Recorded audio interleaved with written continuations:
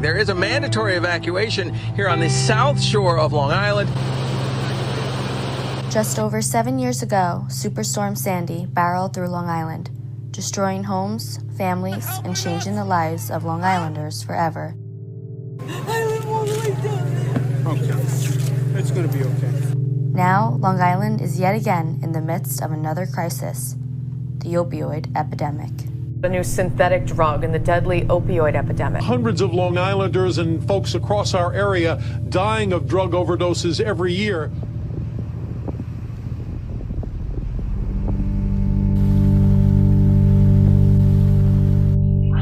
Adam passed away four years ago from an overdose while he was in rehab. I lost my son 3.5 years ago on July 6th. Our son was Eric Kennedy.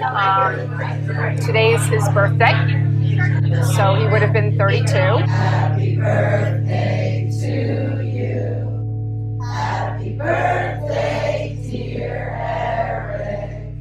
Happy birthday to you. There's something about making beads. There's something about picking the colors, picking the words, stringing them together. There's something uplifting, and it takes us out of our darkness.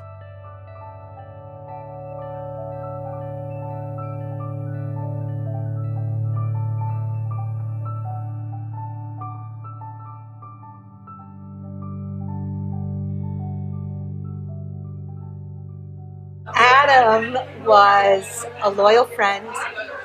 He was a philosopher. He was fascinated with the universe.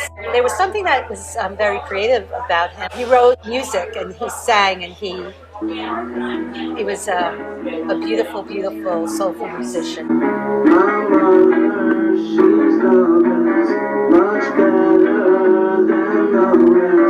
In his memory and his honor, wanted to be able to speak his name out loud. I wanted to be able to share his story, and I didn't want to be silent anymore. And with those aspirations, the Beading Hearts was born. The angel moms in this unique Long Island bereavement group help others who have lost a child due to the disease of addiction. Their mission is to heal broken hearts, one bead at a time. I started to make beads for other angel moms who had just lost their child. And we found that by making these beads, we started to heal quietly, slowly, loudly, purposefully. To have someone who lost their only child be able to get out of bed and come here and be able to be okay or not okay, it's permission. We give permission to ourselves to start to live again. The group grew out of a nonprofit foundation the Newsons created in their son's honor shortly after he lost his battle with drug addiction in November 2015. When he was 22, he had a delusional breakdown. It was the start of a road of in and out of hospitals trying to find his mental wellness. And he never really got that back. He was prescribed some pharmaceutical drugs. When his doctor was fired for overprescribing, that's when he turned to heroin. Beading Hearts members Mary and Kevin Kennedy found their son in a similar situation. Eric was also caught in the seductive grip of opioids plaguing Long Island. He will have been gone 3 years come this March 4th. What can we say about him? So, quiet, smart, hardworking. We never get a dog from a breeder, or we said, gotta rescue a dog that needs help. He's very, very missed. He struggled through early Went on years. for a long time. He passed when he was 29. One thought we have, although there's no substantiated data to back it, right? But he did have 4 wisdom teeth pulled when he was maybe 17, and of course the dentist gave him Vicodin. And I do believe in my heart that was the introduction to what that could be. And I think that's when that just started going downhill. We could sit here and just be pissed at everybody. We could be pissed at the world. We could be pissed at our kids. We could be mad at ourselves and really give up. And no one would blame us for doing that. But this group is about seeing it a different way, maybe not going down that path.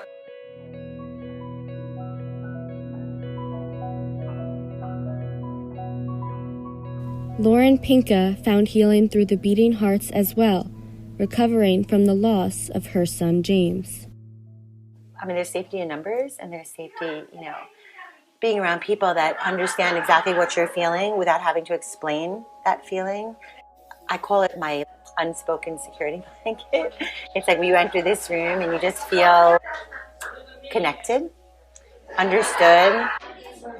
James passed when he was only 19 years old. He was actually an up-and-coming DJ. With the DJ scene comes the rave scene, comes the rave drugs. So he was introduced to Molly, which he very much enjoyed. Then he met a girlfriend. He had many girlfriends, but one girlfriend who was a heroin addict described to him like this high that was, incredible, this utopia that he was going to experience. She offered to tie him up, shoot him up, and he said yes, which still blows my mind to this day. But of course, heroin took over, and that's when he had to go to rehab. Insurance is willing to pay for 28 days, so it's not enough time. For a 19-year-old kid that's, still gonna come home and hang out with his friends, like they need, 6 months, 9 months, a year, and then a good sober home placement after that, which is also difficult to find here on Long Island. There are some good quality homes, but there are other homes that are, the regulation allows people with the wrong interests to open up a home to get the money from the state and really have no interest in the people that are actually there. My son had insurance. He paid every month. I mean, this is what he had, and that was the answer he got. We'd go wait for 6 hours, and he wouldn't get in. There'd be no beds. Right. It shouldn't be that way. Show up in the morning and hope there's a bed. And hope there's a bed. Long Island currently has around 120 beds for inpatient treatment, according to New York's Office of Addiction Services site. With many treatment centers forced to shut their doors due to the coronavirus pandemic, the future remains unclear for those seeking recovery. After 8 months of being sober, let me say sober, because he always smoked weed, always. He had a friend who dared him to swallow a bottle of Care One Cough and Cold, which is a cold medicine that they sell on the shelves of CVS. He laughed at the idea of swallowing that bottle because he said, this is never going to get me high. I've done crazy things. I've done really dangerous things. I've, ran the gamut. His friend was like, no, it's like a poor man's LSD. It's going to get you high. You're going to like it. And so he did it in front of all of his friends, but nobody stopped him. Nobody even suggested that he shouldn't do that. So he swallowed the whole bottle. The problem is that he forgot that he'd already been prescribed Xanax by his psychiatrist, which was a mistake. And when that happened, the psychiatrist warned me that Xanax is not the best choice for anxiety because of the way that it interacts with other drugs. And that's exactly what happened. So the Xanax and that cough medicine together lowered his respiratory rate down to the point that it stopped his heart. And he passed away in his sleep at home. And I discovered him the next morning, probably 6 hours after he actually passed. So, tough thing for me. I mean, obviously as a mother, but because I heard him snoring, that funny snore that most parents of drug addicts would recognize and know that their son or daughter is in respiratory arrest. And I didn't recognize those signs. I thought he was snoring because he had a cold. And I was happy that he was home, and I was happy that he was sleeping.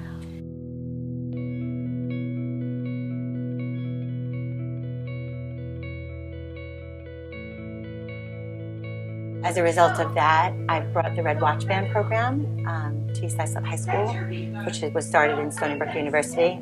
This program, which empowers the bystander. It teaches kids how to recognize warning signs about overdose, drug overdose, alcohol overdose. And it's hard for me because I realized what I didn't know. Had I known what the Red Watch Band program has taught me, I might have been able to save my son's life that night. So that's something that I struggle with because I have to live with that. But the Beading Hearts helps me cope. I'm a new person today, and I'm working hard in this field of addiction, and I'll continue to do so as long as I can speak my sensei. That's not all Lauren is doing in James's honor. She founded the James Pinka Foundation to help others affected by the devastating opioid epidemic. The James Pinka Foundation and the Beading Hearts are now working together to work on a program that's called a warm handoff. So when the inmates are released from Yaphank, we would be there to greet them, get them into a decent sober home, be kind of like that motherly angel mom or mentor. But in jails now, we bead with the inmates. We let them know that they matter. We show up as mommies, and perhaps their mom is not talking to them anymore. Imagine.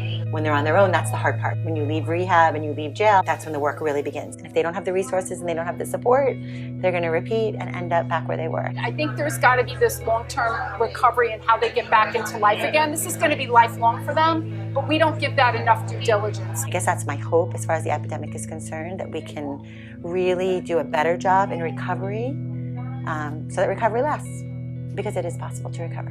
And recovery isn't just limited to those addicted. The Beading Hearts work through unspeakable grief and loss while learning to smile again together. This is actually my first true meeting. There's been a couple other couple meetings I've been to, but they're great. You know, we've been to other grief groups. They're good, but it's very serious. This is very encouraging and uplifting.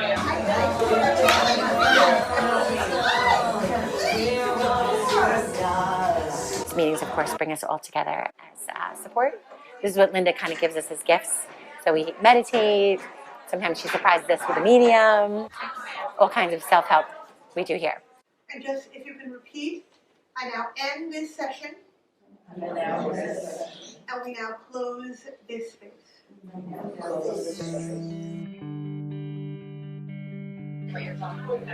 I think the pictures will show, because words can't express what's really happening here. Words fall short of the depth and how profound the connection is with us. Since its founding, the group has grown exponentially in response to the opioid crisis devastating the island. At first, when we were here, we would just be at one dining room table. There'd be about 15 of us. Now we have a membership of over 300. I would say actively, there's like 80 of us that participate in sober homes, the Yaphank jail. So it's evolving. We have now a siblings group, because the siblings know the most and have the least amount they're able to share. We're starting a separate group for spouses. What we went through is very similar, but the conversations become different based upon relationship. Like for a mommy, it's unconditional. I think everyone experiences it differently, and it certainly demands respect for everybody's journey in grief. I think this group allows for that journey to be different for everyone. I think this group can do a good job of balancing. That's not an easy feat when you're dealing with emotions at this level. You imagine that your story is the worst. It's not. When we hear other stories, we realize we loved as best as we could. We did as best as we could. We know that grief is a journey that really doesn't end. There's ebbs and flows, ups and downs, there's bad days, good days, and there's joy, and we as a group, we talk a lot about how we experience joy, and that we're allowed to experience joy. And then the next day could be a devastating day, and that's okay too. We don't have answers, we don't claim to have answers, we just show up with our broken open hearts. We believe through this devastating disease, this devastating state that we're in, we have found a way to become our best selves, better for ourselves, our families, in honor and memory of our children, and for each other. Founder Linda Newson has advice for parents who have suffered similarly, dealing with the loss of a child due to addiction.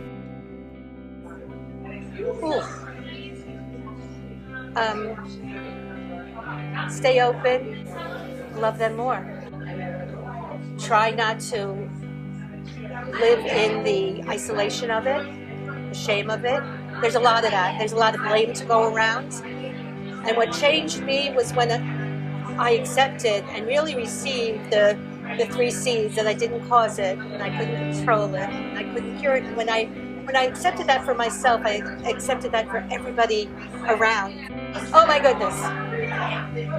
What are my hopes for the future is that we don't get any more new members unless they've been looking for us for a long time.